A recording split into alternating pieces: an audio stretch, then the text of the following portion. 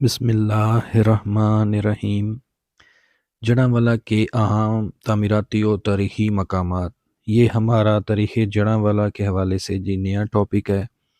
اس میں یہ بتایا جائے گا کہ جب جڑاں کو تحصیل کا درجہ دیا گیا تو اس وقت کون سی بلڈنگز اور چیزیں شروع میں بنائی گئیں۔ سب سے پہلے موجودہ فائر بریگیڈ کی بلڈنگ، پھر سول ہاسپٹل اس وقت بطور ڈسپینسری آغاز ہوا تھا، تھانہ جڑاں، تحصیل آفس جڑاں اور جڑاں تا فیصل آباد روڈ جو 1912-13 کے قریب بنایا گیا، کیونکہ انہی دنوں میں جڑاں کو تحصیل کا درجہ دیا گیا تھا۔ تو آج ہمارا تاریخ جڑاں کے حوالے سے ہمارا یہ آج نیا ٹاپک ہے۔ اس میں ہم بتائیں گے کہ جڑاں کے ابتدائی دنوں میں تحصیل کا جب درجہ ملا تو کون کون سی اس کو بلڈنگ اور کون کون سی عمارتیں شروع میں دی گئیں۔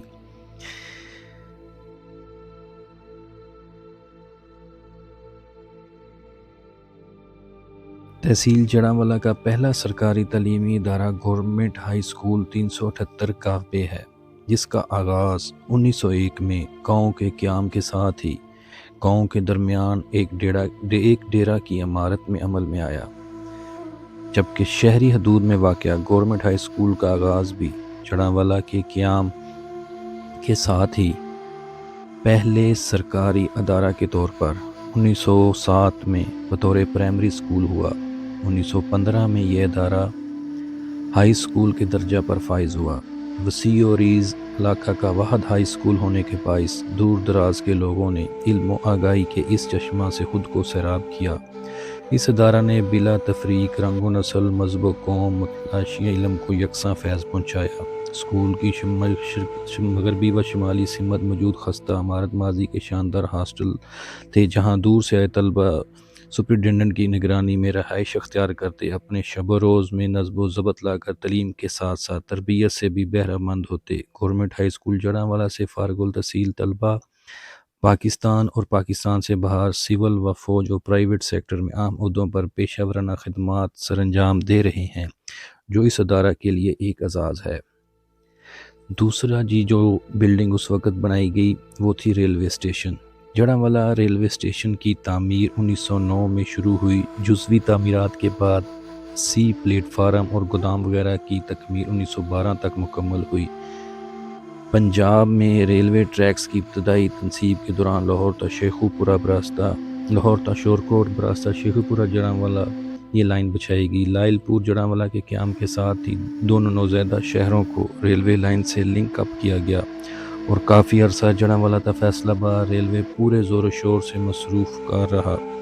بعد ازاں انگریز سرکار نے اپنی فوجی ضروریات کے پیش نظر 1939 میں مذکورہ ریلوے لائن کو کھاڑ کر بنگال پہنچایا اور دوسری جنگ عظیم میں اپنی فوجی حکمت عملی کے لیے کام میں لائے۔ مقام افسوس ہے کہ ہمیں پاکستان کے بعد اب تک یہ ریلوے لائن بحال نہیں ہو سکی۔ چاہیے تو یہ تھا کہ ہم مزید رابطے استوار کرتے اور نئے ریلوے ٹریک بچھاتے، مگر سابقہ رابطوں کو بحال کرنے میں بھی ناکام رہے ہیں۔ اگلا تاریخی مقامات جو ہیں ان میں مرزا صاحبہ کی جڑواں قبریں۔ سید والا روڈ پر دانا آباد کے مقام سے ایک پکی سڑک گاؤں وگوڑ وسیرہ کی جانب جاتی ہے۔ اس سڑک پر تقریباً 4 کلومیٹر کے فاصلے پر چکٹوال سے آگے وگوڑ میراں وسیرہ موڑ پر ایک کچا راستہ مشرقی سمت اترتا ہے۔ اس کچے راستے پر تھوڑا سا آگے مقامی زبان کے مطابق ونڑ کا ایک قدیم درخت دور سے نظر آتا ہے۔ اس درخت سے ذرا ہٹ کر پختہ چار دیواری کے اندر مرزا صاحبہ کی قبریں موجود ہیں۔ یہ مقام سید والا روڈ سے تقریباً 5 کلومیٹر فاصلے پر واقع ہے۔ برصغیر کے لوگ داستانوں میں عشق و محبت کی لازوال کہانی کا گزشتہ 400 سال سے باقاعدہ کتابوں، روایتوں اور میر عالموں کے ذریعے پاک و ہند کے طول و عرض میں بڑا چھائے ہوئے، لیکن مرزا صاحبہ کی جائے استراحت کا یہ مقام اس قدر خاموش، ویران، سنسان ہے کہ قبروں کے سرانے ناموں کا کتبہ تک موجود نہیں۔ اگلا ہمارا ہے تاریخی مقام استبل 240 موڑ کا مقام۔ چیک نمبر 240 موڑ لاہور روڈ پر انگریز دور حکومت میں بڑا استبل واقع تھا۔ اس جگہ پر استبلوں کے پرانے آثار اب بھی دیکھے جا سکتے ہیں۔ ان استبل میں اعلیٰ نسل کے گھوڑے رکھے جاتے تھے۔ کہا جاتا ہے کہ مذکورہ استبل دراصل شیر شاہ سوری کے دور حکومت کا قائم کردہ ہے، جب ڈاک کے نظام کے ایک حصہ کے طور پر اس مقام پر ڈاک چوکی تعمیر کی گئی تھی۔ چوکی کے عقب میں استبل موجود تھا۔ اس استبل کے قریب گھوڑوں کے گھاس چارے اور ورزش کے لیے وسیع قطع اراضی مخصوص تھا۔ جرنیلی سڑک کے اس مقام پر ڈاک کی ترسیل پر معمور تھکے ماندے گھوڑوں کو سستانے کے لیے یہاں آرام پہنچایا جاتا اور تازہ دم گھوڑوں کی تبدیلی سے ڈاک کے نظام میں روانی کے عمل کو تاخیر کے بغیر جاری رکھا جاتا تھا۔ چنانچہ بیاب جنگل میں پہلے سے موجود گھوڑ چوکی کے اس وسیع مقام کو انگریز سرکار نے مزید وسعت دیتے ہوئے بڑے استبل اور اپنے فوجی اور توسیع مقاصد کے لیے استعمال کیا۔ چنانچہ اس تاریخی تسلسل میں اب یہ جگہ پاکستان آرمی کے زیر کنٹرول ہے۔ قیام پاکستان کے بعد بھی اس مقام پر مخصوص اعلیٰ نسل کے گھوڑے رکھے جاتے تھے۔ جنگی حفاظت و نگہداشت کے لیے اینیمل ڈاکٹرز اور خدمت و نگرانی کے لیے عملہ مقرر تھا۔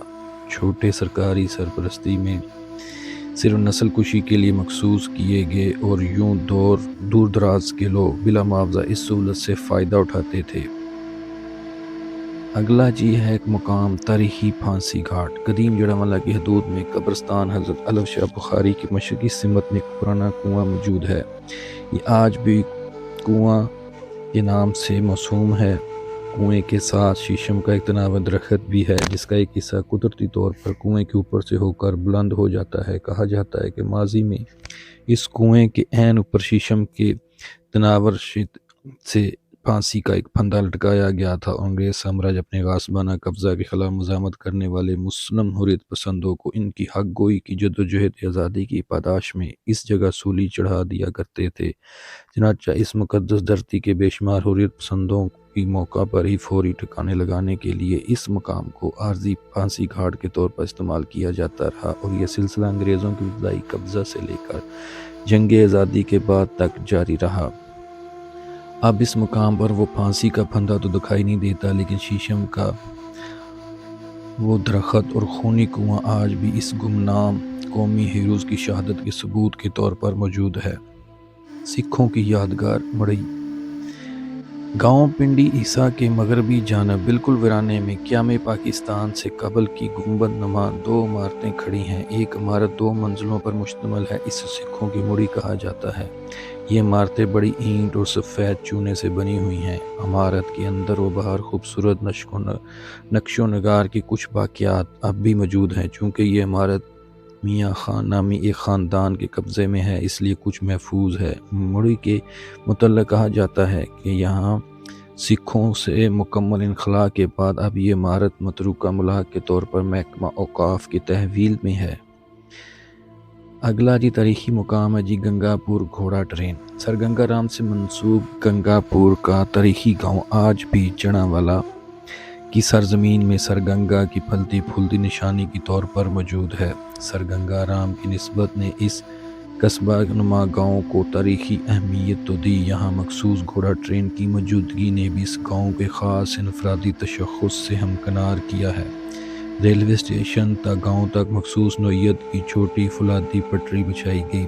بڑے پٹری پر چلنے کے لیے ٹھیلا نما بوگیاں بنائیں جس میں 2 طرف سے نشستیں لگی، جبکہ بوگیوں انجن کے طور پر 2 گھوڑے جوڑے جاتے جو پٹری کے دونوں طرف پر دوڑتے لوگوں کو کھینچتے، چونکہ جس سے ایک مزاحمت کم ہوتی اور 4 پہیوں پر چلتی تھی، اس لیے اسے مضبوط بوگیوں پر خواہ کتنا ہی وزن کیوں نہ لاد دیا جاتا، گھوڑوں کی رفتار میں فرق نہ آتا تھا اور گھوڑے کی رفتار کے مطابق بوگیاں بھی تیزی سے حرکت کرتی تھیں۔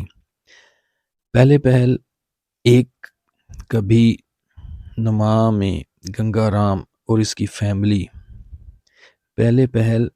کبھی گنگا رام اس کی فیملی کے افراد گھوڑا ٹرین پر سفر کرتے اور اپنی زمین اور ولایتی فصلوں کا جائزہ لینے جایا کرتے تھے۔ پھر گاؤں کے وسیع رقبے سے مختلف اجناس کو اسٹیشن تک آنے کے لیے مال بردار بوگیاں استعمال ہوتی رہیں اور بعد ازاں گاؤں کے عام لوگوں کے لیے بھی اس کی سہولت کا دائرہ وسیع کر دیا گیا۔ گھوڑا ٹرین اپنی افادیت کے پیش نظر کافی عرصہ تک کسی نہ کسی شکل میں جاری رہی اور سابقہ اسسٹنٹ جنرل رضوان احمد کے مطابق بالآخر 1922 کو بند ہو گئی۔ مذکورہ گھوڑا ٹرین گنگا رام کی ذہانت اور اس کی فنی مہارت کا ایک بہترین نمونہ تھی۔ اپنے وقت کی شاہی سواری مذکورہ گھوڑا ٹرین کی باقیات آج بھی گنگا پور چوک میں الٹی بیٹھی شکستہ بوگیوں اور راستے میں کھڑی ہوئی پٹریوں کی صورت میں زمانہ کی عدم توجہی پر آنسو بہتی دیکھی جا سکتی ہیں۔ کھرلیاں جڑاں کا مصروف ترین علاقہ، یہ نیا تاریخی مقام ہے جی۔ کھرلیاں کے درمیان چوک کے ساتھ تھانہ کی عمارت ہے، جبکہ تھانہ کے سامنے ایک کنواں تھا۔ یہ کنواں کافی دیر تک موجود تھا، مگر کچھ عرصہ قبل کی توسیع و تزئین کے دوران اسے مٹی سے بھر دیا گیا۔ اس کنویں سے متعلق بتایا گیا کہ یہ شیر شاہ سوری کی جرنیلی سڑک کے درمیان ایک برجی اب بھی قائم ہے، جس کی تفصیل گزشتہ باب میں آ چکی ہے کہ مقام پر ایک ڈاک چوکی بھی واقع تھی۔ کہا جاتا ہے کہ ماضی میں اس کنویں کے نزدیک کسی آبادی یا سبزہ کا نام و نشان تک نہیں تھا۔ زمانہ قدیم سے معروف گزرگاہ ہونے کی وجہ سے اس راستہ کو جرنیلی سڑک کا درجہ حاصل ہوا اور اس مقام پر کنویں کی تعمیر محض چلتے قافلوں اور گزرتے مسافروں کی سہولت کے عمل میں لائی گئی۔ چونکہ یہ جگہ مکمل طور پر غیر آباد تھی، اس لیے اس بے نام و بانشان جگہ پر کنویں کی موجودگی کی نسبت سے اسی مقام کا نام کھوڑڑی والا متعارف ہو گیا۔ رڑی مقامی زبان کی اصطلاح میں جس کے معنی خشک سالی ویرانی کے ہیں، جبکہ کھو کا مطلب کنواں ہے، چنانچہ ویران و بیابان جگہ کے اس کنویں کا نام مکمل طور پر کھوڑڑی والا پڑ گیا، جو بعد ازاں مختصر ہو کر کھرلیاں والا ہی رہ گیا۔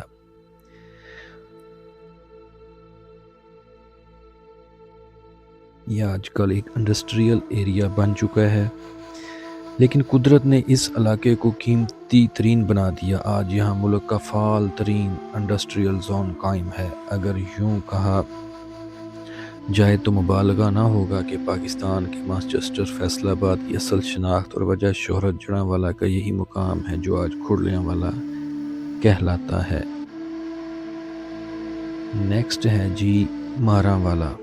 جڑاں والا میں شہروانہ سے آگے جمرہ روڈ پر معروف گاؤں ماراں والا موجود ہے۔ یہ نام مہار سے ماراں والا مشہور ہو گیا۔ مقامی زبان میں مہار برج یا مینار کو کہتے ہیں۔ بتایا جاتا ہے کہ ماضی میں یہاں مینار نما برج موجود تھا، جس کی اونچائی تقریباً 60 فٹ تھی۔ برجی کے طرح میں کچے مکانات بھی موجود تھے، جن کی تعداد میں 40 کے درمیان ہو گئی، جو دور سے قلعے کی شکل میں نظر آتے تھے۔ کہا جاتا ہے کہ آج سے تقریباً 500 سال قبل یہ جگہ ایک چھوٹی چھاؤنی کے طور پر استعمال ہوتی تھی، جہاں سپاہ کی ایک مخصوص تعداد قیام کرتی تھی۔ برج کے اوپر سے دور سے آتے جاتے قافلوں پر نظر رکھی جاتی اور ان کی سیکیورٹی کو یقینی بنایا جاتا تھا۔ بدلتے وقت کے ساتھ یہ چھاؤنی ختم ہوگی اور بعد ازاں ان بے آباد باقیات کو جھگی نشینوں نے اپنا بسیرا بنا لیا اور یہ عارضی بسیرا ایک بستی بن گئی اور رفتہ رفتہ مہار کی نشانی کے طور پر بستی کا نام ماراں والا مشہور ہو گیا۔ ماراں والا میں پرانے قبرستان کے موقع پر تھوڑی سی کھدائی کر کے اب بھی برجی کنویں اور کچے مکانوں کی اصل حدود اور کو دیکھا جا سکتا ہے۔ یہ روایت جی محمد جاز بٹ میدان جنگ جی۔ جڑاں والا کھو کا جغرافیائی مقام۔ جڑاں والا کے وجہ تسمیہ بننے والے کنویں سے متعلق میں نے مختلف روایات کو نقل کیا۔